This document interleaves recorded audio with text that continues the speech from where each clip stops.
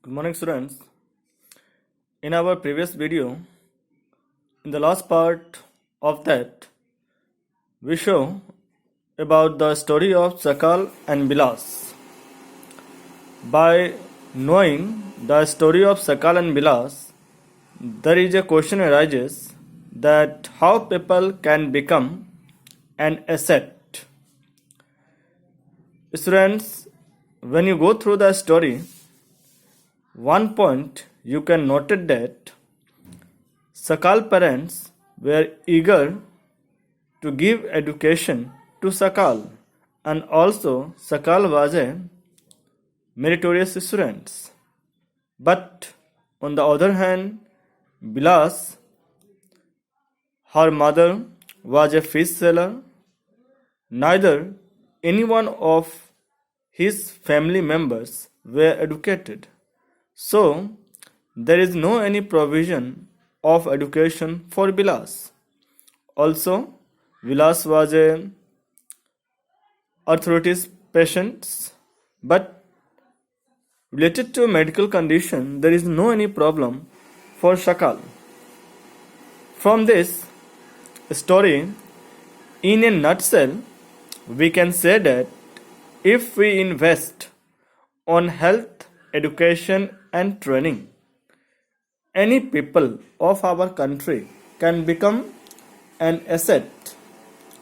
Students, actually, the investment on people is the same as the investment in land and capital, because when we invest in land or in capital, in the future it gives a handsome return.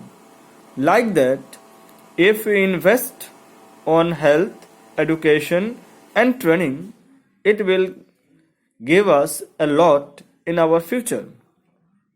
Even educated parents invest heavily on the health and education of their children. They know the importance of education. They provide proper nutrition and hygiene to their children. They know that they are their future and future of the nation. Economy of a country depends upon the quality of life, health, education, training, and efficiency of the people. But disadvantaged parents keep their children in a disadvantaged state. This statement is truly related with the case of Bilas, because none of the family members in Vilas were educated, and neither they have any way to give education to their children. For example, country like Japan is a developed and rich because of their investment in the field of education and health. Human capital is the best among all resources. Human resource can make use of land and capital. Land and capital, remembered, land and capital cannot become useful on its own. There are certain times, thus from this statement question arises, is land and capital can become a useful on its own? No. Land and capital cannot become useful on its own until and unless human cannot utilize it. In this respect, human resource is superior on other resources of production. As we say, for the example of Green Revolution, if you take it as an example of Green Revolution, then India's Green Revolution is a dramatic example of how the input of greater knowledge in the form of improved production technologies can rapidly increase the production of scarce land resources. As you know that before 1960, before Green Revolution, our production is very low. But after the coming of Green Revolution, our land is same, but the production is very much high. Only because with the help of human capital, with the help of human knowledge, the land capacity can be improved. India's IT revolution is a striking instance of how the importance of human capital has come to acquire a higher position than that of material, plant, and machinery. And even a teacher, a doctor, an engineer, a weaver, craftsman, etc., are an asset to the economy because the more educated and healthier people are benefited by higher incomes they receive. But in indirect ways, the society and nation is also benefited because they create goods and services for the other people. And in order that all sections of people are benefited by economic development, there should be a reasonable social development that is reflected in the higher purchasing power of the masses, their access to goods, good housing, sources of potable water. Potable water means the water which is fit for drinking, and good sanitation, education, etc. The economic superstructure needs to be built on the firm social sector foundation in both rural and urban areas. This alone can lead to the welfare of all and the people who are liability and can be turned into productive asset. Then from this, we are able to understood how people can become asset. Now, our second most topic is economic activities by men and women. Actually, students, all the economic activities or all activities that we see in our surroundings, it may be teaching, it may be reading, it may be doing any household activity, are broadly categorized into two parts. One is called economic activities and the other is called non-economic activities. This economic and non-economic can also be understood with the help of following chart. As you see on the screen, I have made here economic human activities, that is of two types. One is economic activity and the other is called non-economic activities. Economy means activities that can be done for earning money. Remembered? All the economic activities or all the activities that we do or that we done for earning money is called economic activities. And on the same way, non-economic activities, the activities which are done for pleasure, not for money. It is done for pleasure out of love and compassion. It means all the activities that we do or that we done only for getting pleasure, only for getting refreshment are called non-economic activities, because in these activities we cannot get any form of money. Remembered? Again, economic activities can be of two types. One is called, that is the production, and the other is called consumption. Production means producing goods and services for the consumer. It may be in a home or it may be in a large factory. And consumption means whatever the goods and services that is produced, when we consume it, it is called consumption. Everyone is consumption. Again, this production is grouped into three parts as you see on the screen. One is called primary, secondary and tertiary. Primary, also we call primary economic activities or primary sector. Secondary, it is also called secondary sector or secondary economic activities. Tertiary sector or tertiary economic activities. Now, let's say this whole thing in detail. Listen first very carefully. I am going to start from the beginning, that is from again human activities. Actually, economic activities are those activities, remembered, these are the first category of human activities. Economic activities are those activities which are performed to get an income. The income thus received is used to buy things to satisfy wants.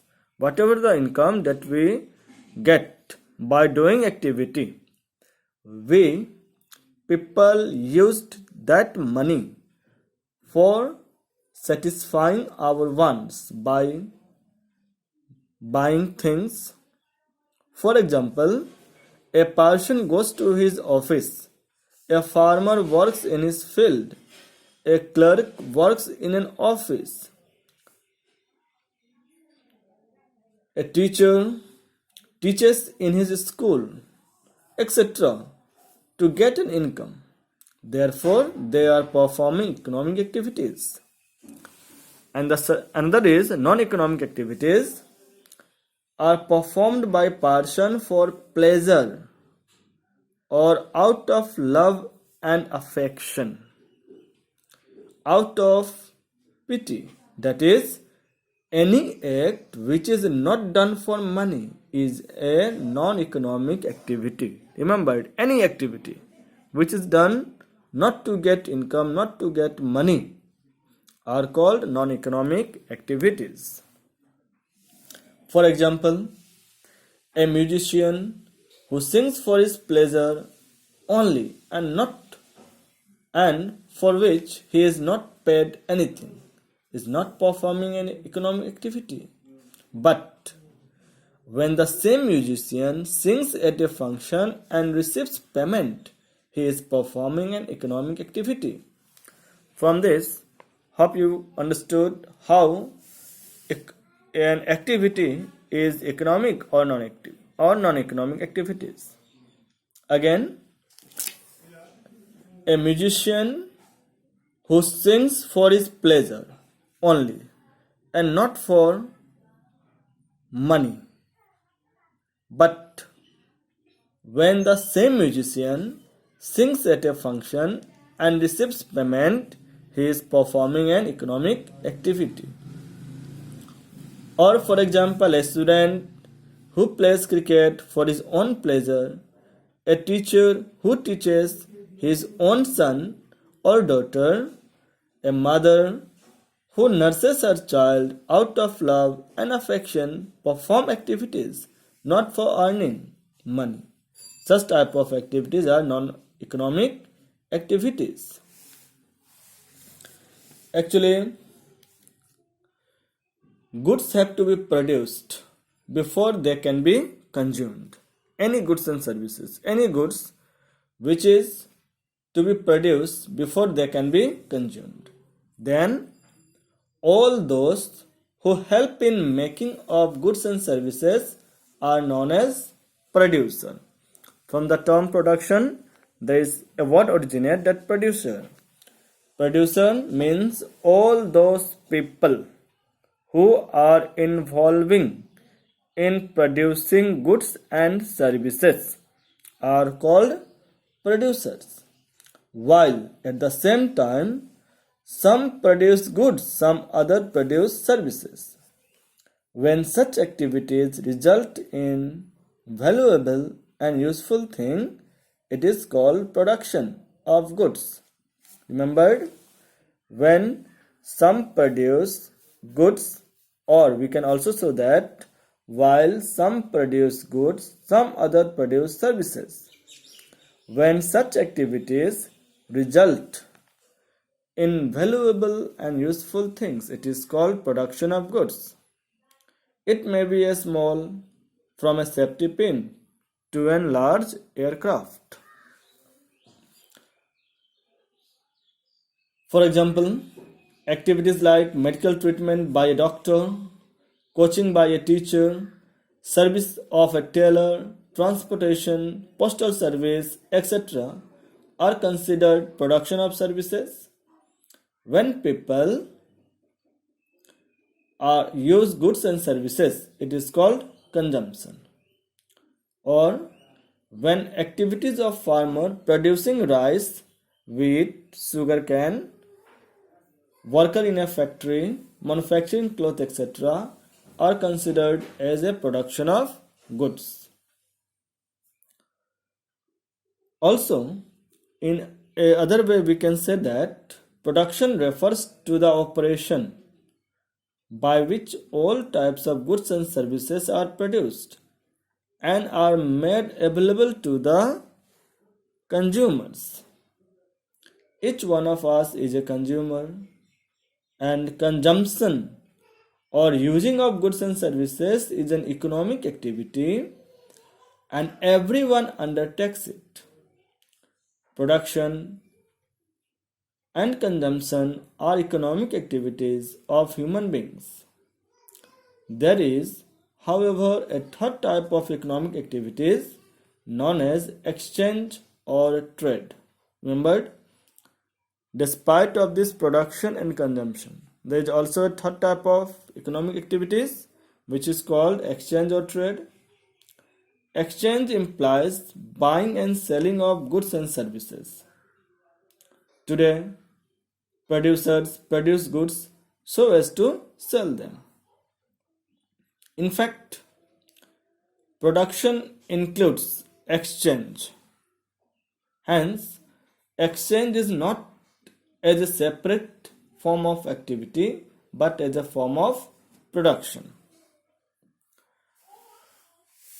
Now students, after discussing this production and consumption, let me elaborately see the three forms of production services, that is primary, secondary and tertiary.